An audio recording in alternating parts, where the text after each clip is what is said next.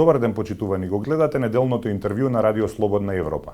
Наш денешен гостин е поранешниот министер за финансии Джевдет Хајредини.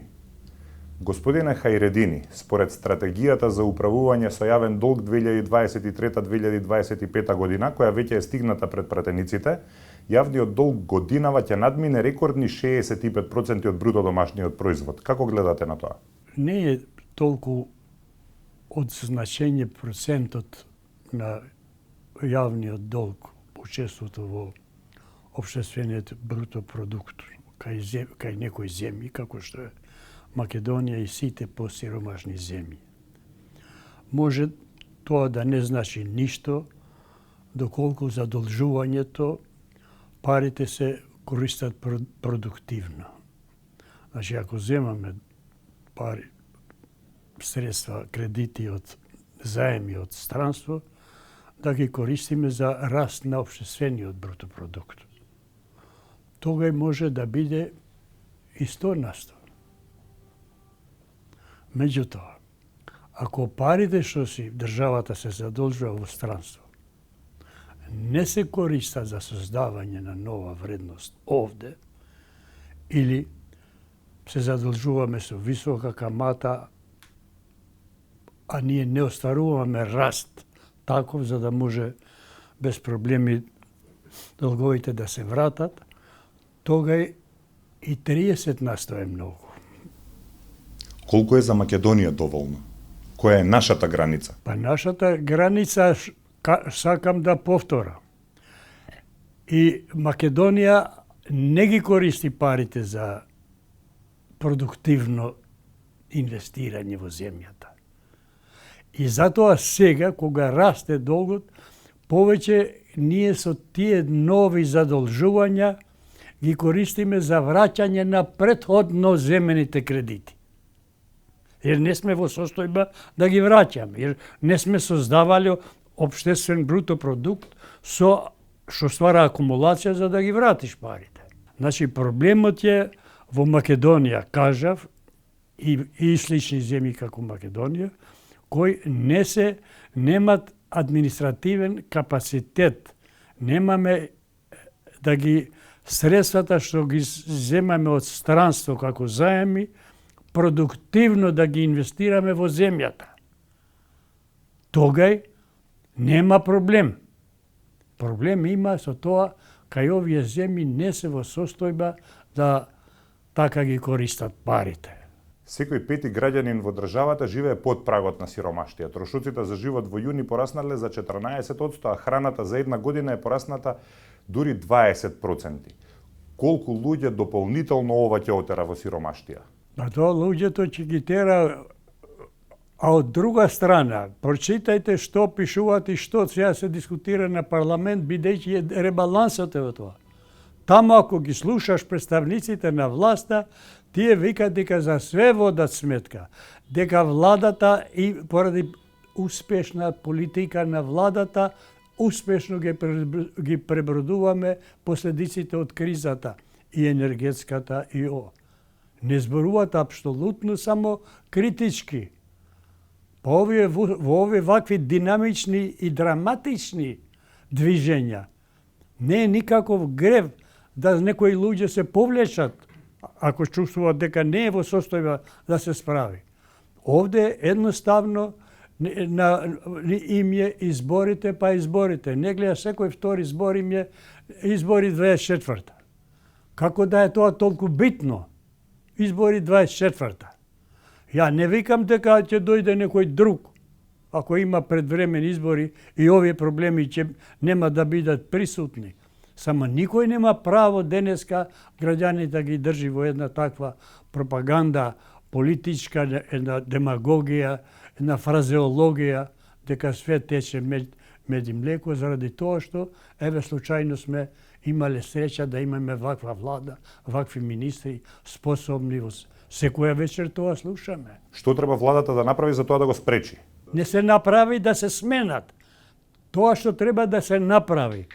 Нема он за да направи тоа што треба ова влада. Таа може и да падне.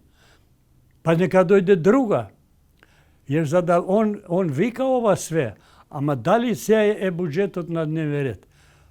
Цел свет знае, сами знаеме, и тоа не е сега, дека имаме 150.000 луѓе државна администрација каде што пола не работат и нема што да работат. Не спомна дека треба да се намали администрацијата. Ни збор тоа. Jer ne može 10 duši da otpušti od rabota i od tije što ništo ne rabotat. I što desetini godini platite im gi praća doma za da glasat za odredena partija, pađa vladata. Sakam da povtoram što ponatamo.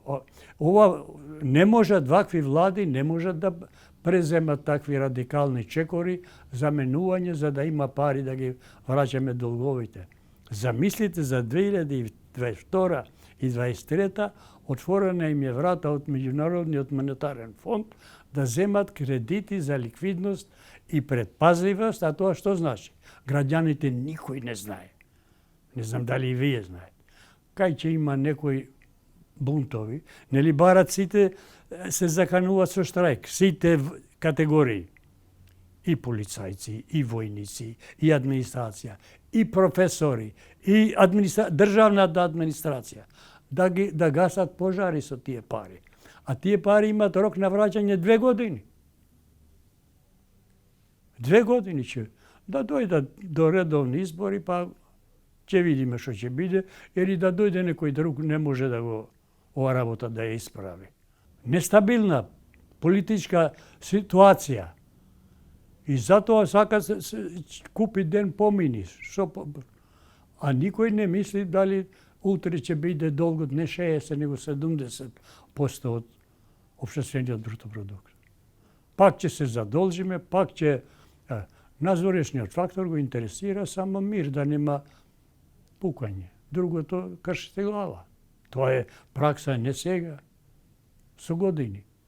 Капиталните инвестиции на почетокот на секоја година се проектираат на 500-600 милиони евра, па потоа со ребалансот се кратат, па на крај ниту тие не се реализираат. Во што е проблемот? Зошто не се реализираат капиталните инвестиции што се планираат?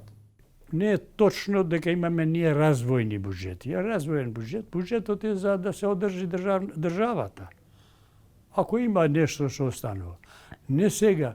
Никогаш планираните средства за инвестиции во годината не се реализирани.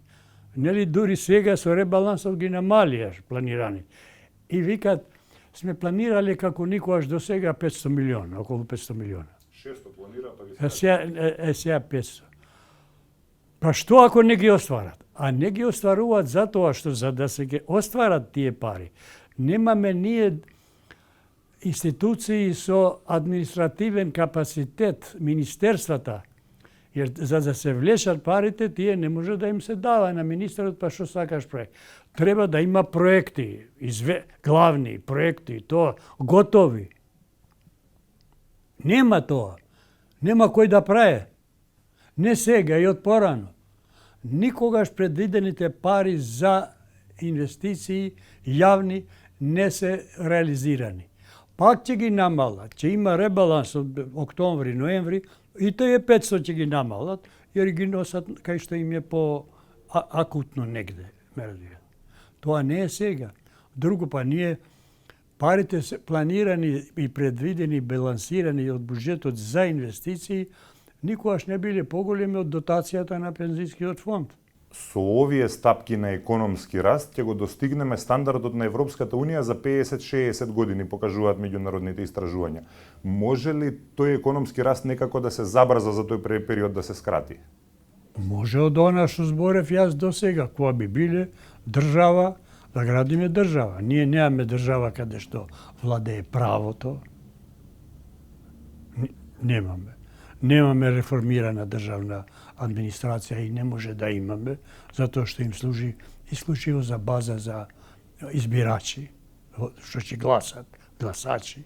И отиде нашиот работоспособното и она со потенцијал ни одат више. Не одат само тие што имат мала плата и што се невработени, ни одат сега има умови за кои владата инвестирала овде. Готови ги праќаме во Европа, на Германија, на Италија и така. Не е само платата, тама другите услови за живот. Голем дел од вашиот работен век го поминавте во тогашното електростопанство на Македонија.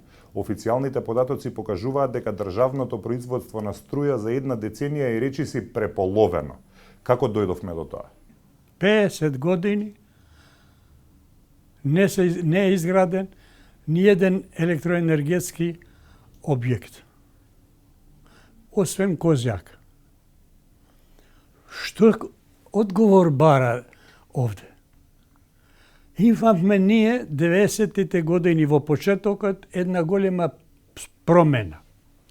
Имавме ние големи потрошувачи на електрична енергија, тоа беше железара, Југохром, Фени, топилница Велес. Тие горе доле им заврши мандатот. За железара трошеше струја рамно на сите домаќинства во Македонија. Внимавајте. Сама. Југохром трошеше целото производство на мавровските електрани во производниот процес. Бидејќи од други причини да не навлагаме тие, дојде до период кога не ни требаше големи количини струја. Меѓутоа обновливите од вода струја, сите се изградени 70-тите, термоцентралите Битола и Осломе и така натаму се изградени.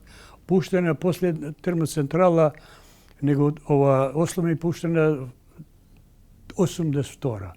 Ама кога викам 50 години не е изградено ништо. И тие што се изградени и подоцна 70-тите се проектирање и изградба била порано, а не кога е пуштен. Само Осломе ова Козјак 100 мегавата нема 80, што не е ни толку многу. Само тоа. И кај се погреши? Па еве кажува, не се градило. Не се градило и како ќе има струја. Битола кога е градено кошта милиарда 70-тите, она го дава 80% од купното потребно производство во Македонија. Дури сега се принудени да и не се во погон често пати, jer им истекол рекот на работниот век. Имат век на траење централите. 30 години на сите им и на Ослома и на ово. Сега се принудени поради кризата дури да носат со јаглен, а ваму викат ова заштита на природата. Јаглен од Косово да чади. Од 2009 е затворена, не работела Осломе, сега мора да работи. И тамо да го загади целиот повторно. Тој. Значи, тотално државата немала лидерство ни во област ни со да долгорочно да вода сметка. Како што имат разни држави како Турција и Минја кои правеле огромни промени. Ово Ердоган, како е диктатор, ама он прави крупни работи. Овде такви поединци, такви екипи не се родиле, тоа е веќе друг проблем. Колку време ќе ни треба за да излеземе од оваа криза? Инвестициите во енергетика, во храна, еве останавме без храна сега. А храната и енергетиката се покажа дека државите што повеќе треба да бидат независни. Значи, со вакво водење на политики, сакам да ти кажам, никој не знае колку време ќе треба, ни јас не можам тебе да ти одговорам. Не гледам, ние не гледам. Јас такви, да се родат такви лидери во овде, кои ќе мислат за развојот и така. Нема. Тоа и вие го знаете. Ви благодарам на издвоеното време. Па. Тоа беше се во неделното интервју на Радио Слободна Европа, почитувани. До гледање.